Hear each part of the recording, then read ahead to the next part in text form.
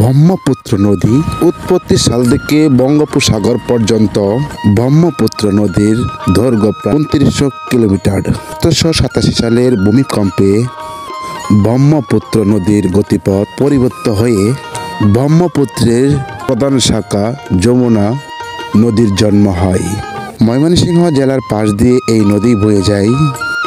এই নদীর পাশ দিয়ে বয়ে চলার ব্রহ্মপুত্র নদী তার দুই পারের তীরকে সাজিয়ে আপন মমতায় এই ময়মনসিংহ ব্রহ্মপুত্র নদী।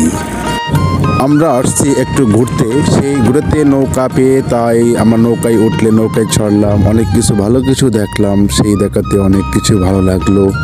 ছোট্ট এই নৌকায় ভেসে যাচ্ছে মানুষগুলো, সুন্দর দেখা যাচ্ছে প্রাকৃতিক এই সুন্দর গোলা ব্রহ্মপুত্র নদীতে আসলেই দেখা যায়। ভিডিওটা ভালো লাগলে অবশ্যই একটা শেয়ার করে দিবেন। ধন্যবাদ।